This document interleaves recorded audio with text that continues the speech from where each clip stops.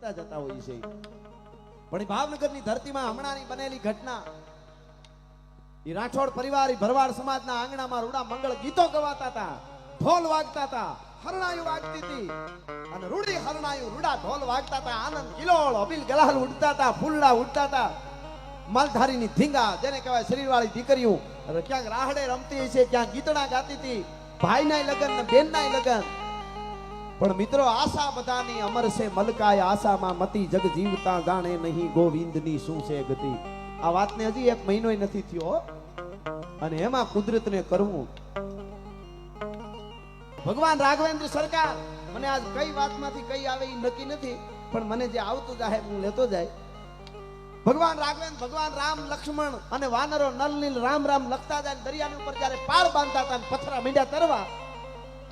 યુવાનો ક્યારેક આડાવડું થાય તો પાછું ન પડવું, હિંમત નો હારવી, એટલે વાત કરું. અને પથરા જ્યારે તરવા મીંડ્યા, હાડોડોડો કરતા એક પછી એક દરિયાની માથે લક્ષ્મણજી ઘડીએ ઘડીએ રામ હામું જોવે. આમ રામને ખબર પડી કે આ મરમમાં જોવે છે. પાસે બોલાયો, અહીંયા આવ્યો લખાણ, હે લખાણ અહીંયા આય, પાસે આવ્યો. હા પ્રભુ, શું તારે કઈક વાત? પણ ભગવાન રામે કીધું, લક્ષ્મણ તને કઈક શંકા છે કે પ્રભુ એક વાત પૂછું, માફ કરજો. શું? કે પથરા તરે છે. હા, કે પથરા તરે નહીં, પ્રકૃતિનો નિયમ નથી, આને સમજકાર કહેવાય. બ્રહ્મ કોઈ દી સમજકાર કરે નહીં. તમે પરાત્પર બ્રહ્મ છો પ્રભુ રામ, અને આ પથરા તરે એનું કારણ બતાવો. પ્રકૃતિનો નિયમ ફરે નહીં. પથરા શું કામે તરે છે? પથરા થોડા પાણી માથે તરે. રામે ધીરેક દઈને કાનમાં કીધું, લક્ષ્મણ સાંભળી લે, विधि बाम होते होते अपने पराये बाम और प्रतिकूलता ये शीश मंडर आती है. જ્યારે વિધાતા આવળી ફરે ને ત્યારે પોતાના હામા પડે, ત્યારે લાકડાએ બુડે. विधि बाम होते होते अपने पराये बाम और प्रतिकूलता ये शीश मंडर आती है. स्नेहमयी माता भी करके विरुद्ध बिंदु राम जैसे पुत को भी वन भिजवाती है. જ્યારે વિધાતા આવળી થાય ત્યારે કૌશલ્યા જેટલો જ કઈ કઈ મને પ્રેમ કરે, પણ એ મને વનનો માર્ગ પણ બતાવે, મારો સમય એવો હોય એટલે. પણ જો ही आता है अनुकूल समय, जो ही लखन सागर में सेज की शिलाएं तैर जाती है. माणोनो समय हवळो થાય ત્યારે પથરા એની મેળાએ તરવા માંડે. આમાં કોઈ સમજકાર નથી. સમય હારો આવે ત્યારે પથરા તરવા માંડે.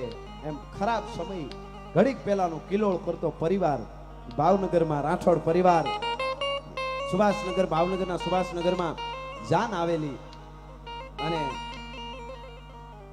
દીકરી હજી માંડવામાં કન્યા પધરાવો, સાવધાન ગોર બાપો કેન માંડવામાં આવે એની પેલા ઓરડામાં ગભરામણ થવા માંડાણું.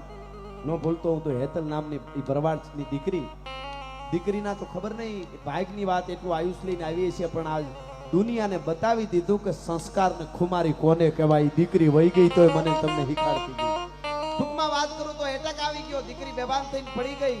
108 બોલાવી, એમાં લઈ ગયા દીકરીને, અને ડોક્ટરે જાહેર કીધું કે હવે દીકરી આ દુનિયામાં છે નહીં. પરિવાર ઉપર શું વીતી છે.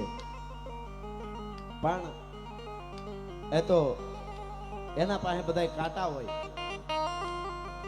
કુદરત જે એનો જે ન્યાય છે એને કોઈ પહોંચી ન શકે. ગમગીન વાતાવરણ થઈ ગયું. હવે જાન પરણવા આવી છે. દીકરીનો બાપ, એના હગા કાકા કુટુંબ, એમણે વિચાર કર્યો કે કોઈ પણ દીકરાને પરણવા માટે જેટલા હરખથી કુટુંબ પરિવાર આવ્યો હોય ને એને કાંઈ ઘટના બને ને એમનેમ જાન પાસી જાય તો એને અપશુકન થાય. ભારતીય પરંપરા, ભારતની સંસ્કાર ને સંસ્કૃતિ સાચવવા માટે ઈ રાઠોડે નો ભૂલતો તો ઈ જીણાભાઈ ભરવાડે કીધું કે દ્વારકા વાળાને જે કામ કરવું હતું ઈ દ્વારકા વાળાએ કરી લીધું છે, પણ હવે ભારતીય સંસ્કૃતિ માટે આ ભરવાડનો દીકરો નાની દીકરીને પરણાવે છે, ઈ કામ મારે કરવાનું છે. ભલા માણસ જાન પાસી નહીં જાય. તમે વિચારો, એક બાજુ ઈ દીકરીની લાશને પોઢાડીએ છે ને એક બાજુ નાની દીકરી ફેરા, હગી નાની બેન એની ઈ ફેરા મંગળવર્તી, ઈ દીકરીને ધન્ય છે ને. ઈ તો દ્વારકા વાળાને પૂછવાનું હોય કે તારે જે કરવાનું હોય તે કરી લીધું. અને એ ઘટના બની અને દીકરી પરણાવી દીધી. ટાણાને જેને હાંચવી લીધા છે ને એના કોકદી આવીને દ્વારકા વાળો અને હુરજ ટાણા હાથવી દે. આ તો કરમ એવા હોય તો ઘટના બનવાની બની જાય. એ તો હા, એ તો કદાચ આગળ, પણ જેને જેને હાચવા ટાણા એના ઇતિહાસ લખાણા. રાઠોડ પરિવારે, ઈ નગા લાખાના ઠાકરના પરિવારે, ઈ રાઠોડ પરિવારે ટાણા હાચવી લીધા. એટલે આ જગતમાં દાખલો બેસી ગયો કે 21મી સદીમાં હળાહળ કળિયુગમાં પણ આવી રીતે આ માલધારી સમાજ આવા ટાણા હાથવા વાળા છે. જગતને ખબર પડે પણ એ તો પરંપરાની પેઢી હોય. હવે બાજુના રૂમમાં કાગળ લખીને મમ્મી પપ્પા મારી કોઈ ચિંતા ન કરતા હું ભાગી જાઉં છું. તને કાળોતરો કર્યો જ તો અમને ખબર હતી. હવે ભાગી જવાની ક્યાં વાત છે? એને શું પરિવારની ખબર હોય? વધારે થાય તો માફ કરજો પણ માવડિયું મારા દેશની દીકરીઓ ઉપર આધાર છે. ભારત વર્ષની સંસ્કૃતિનો હજી વલ્લભભાઈ પટેલને જોતો હોય છે પાછો, હજી કૃષ્ણને જોતો હોય છે, રામને જોતો હોય છે, પ્રતાપ શિવાજી વીર વસરાજ અમીરજી ગોહિલને જોતો હોય છે, ભોજા ભગતને જલારામ બાપાને જોતા હોય છે, તો પાછી કોક દીકરીઓ જન્મ આપશે. આકાશમાંથી નહીં સીધા ઉતરે. નરસિંહ થઈને આવે તો તરત વયો જાય. એના મંદિર જાજા ન બને. કચ્છ મચ્છ આ બધા અવતાર થયા પણ એના મંદિર એટલા ન હોય. પણ મળી નહીં હર ને માં, તેથી પરમે હર પહુ થયા. પણ જાયો ને જસોદા તણો, ઈ તો કાન કહેવાનો કાગડા.